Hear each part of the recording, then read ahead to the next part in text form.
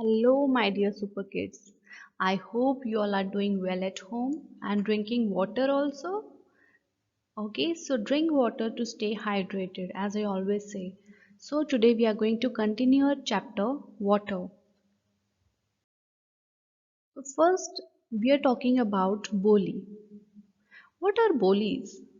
These are the water bodies in which water can be fetched by going downwards using steps. Boli is also known as stepwell, in which if you want to have water, you have to go downwards. In some of the forts of northern India, bolis or stepwells can be seen. These were ancient water reservoirs where huge amount of water was stored. They were built by ancient rulers, the rulers in the ancient times, to provide and store water as backup during the droughts.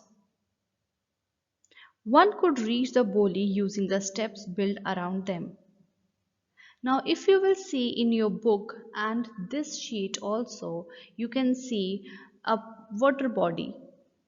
It is Agrasen ki boli. You can see a structure is around the water body and you can see in deep there is water. That's a water reservoir. Now, how to reach that water reservoir? You have to go downwards using the steps. So that's why boli is also known as step wells. A boli consists of two parts. It has two parts. First is vertical shaft and the second one is chambers, passageways and steps. The chambers may be 7 or 8 levels below the ground level. They are therefore cool areas that can provide much relief during the summer season.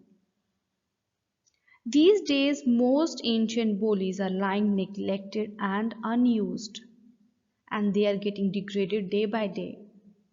They can be repaired and used in areas where water supply is limited by harvesting groundwater. Let's know more about bolis. As I have already told you that boli is also known as stepwell. Stepwells are wells or ponds in which the water is reached by descending a set of steps to the water level.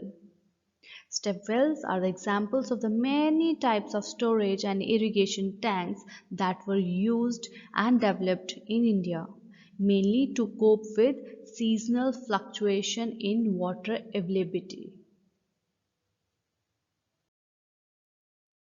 This is the largest and the deepest boli in India, and this is Chandi Boli in Rajasthan. Chandi Boli in Rajasthan is one of the largest and the deepest boli in India. Now we are going to talk about water for cultivation. As you already know that we need water for cultivating our crops. So farmers need water to grow crops in their fields. But the amount of water required by a crop varies from crop to crop. For example, if you are growing rice, you need plenty of water. But if you are growing wheat, you don't need that much water. In the same way, if you are growing sugarcane, again you need plenty of water to cultivate. But if you are growing tea plants, you need constant supply of flowing water. Constant supply of flowing water means you need to keep on giving water to your fields. That is constant supply. Here in the picture also you can see it's a method of giving water to the fields. Tea is planted on slopes so that the water flows down continuously and does not stand around the roots.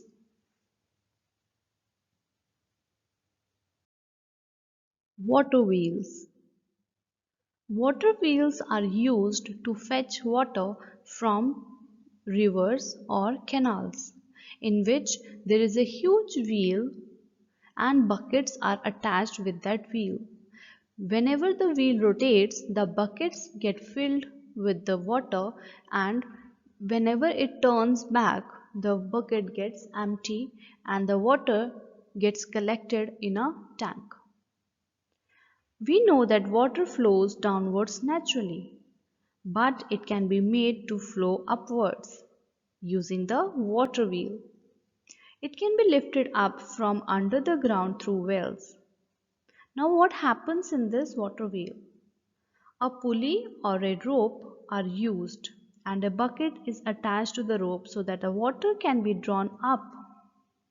Other ways to draw underground water are hand pumps and electric pumps. Hand pumps and electric pumps are also used to get water out from the underground. Water wheels are also used to lift water from a pond or a stream, a river or a canal. As a water wheel turns, they scoop up water from a stream in buckets. As the bucket reaches the top of the wheel, it empties out the water at a higher level, like the way you can see there in the picture. The bucket is on the high level and it is spilling out the water that is getting collected into a tank.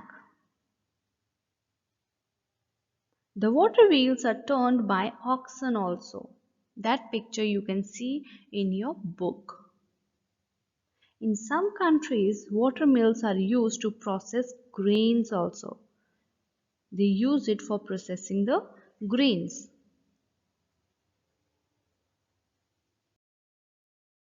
Water in the air. We know that water is colorless, odorless, and does not have a fixed shape. Instead, it takes the shape of the container in which it is poured. It is measured in liters. Water can be seen in all three states. And what are these three states? The three states of water are solid, liquid, and gaseous. Water is present in the air around us in the form of water vapor. We have done this.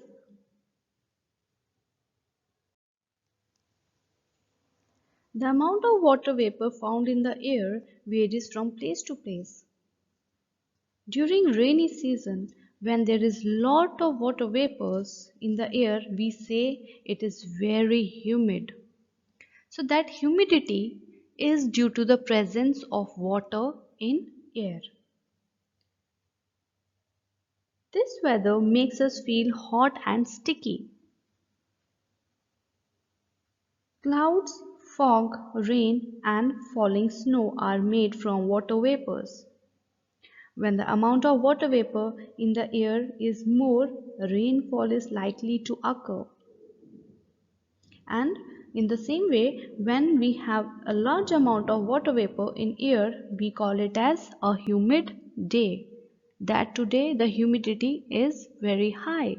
That means the amount of water vapor into the air is high.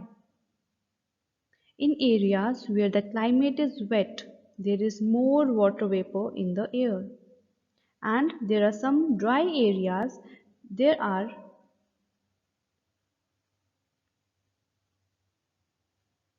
In dry areas, the amount of water vapor in the air is less. That's why it makes the weather little dry. Thus, the amount of water vapor in the air affects the weather and the climate of a place. This is how water vapor can change weathers and climates. Water as a universal solvent. Now, what is a solvent? Solvent is a liquid that dissolves a solute. Now, what is a solute? Solute is a substance, a material that gets dissolved into the liquid. So, anything which is dissolving is known as solvent. and anything which is getting dissolved is your solute. So water is a universal solvent. Why? Because it is capable of dissolving a large number of substances in it. One important property of water is that it can dissolve a large number of substances in it. Thus, water is often referred to as a universal solvent. A substance that dissolves in a solvent is called solute. Okay, so the liquid in which we are dissolving something, that liquid is known as solvent. And whatever we are dissolving, be that sugar, salt, anything, that is your solute.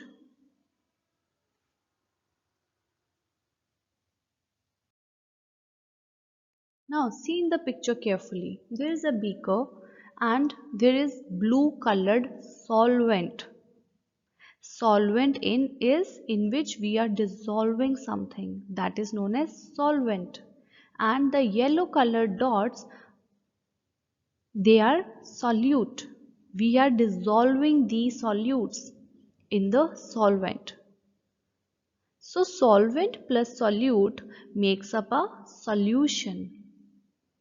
For example, during summer season, we take 1 glass of water and we add some lemon juice in that. So water is a solvent and lemon juice is a solute.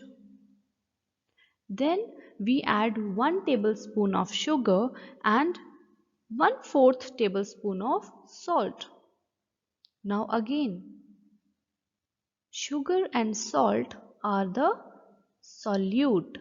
Yes, sugar and salt will be the solute and solvent is the water.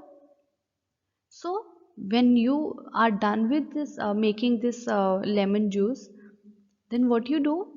Lemon water, then you drink it. Whatever you are drinking is known as solution because it has water, lemon juice, sugar and salt.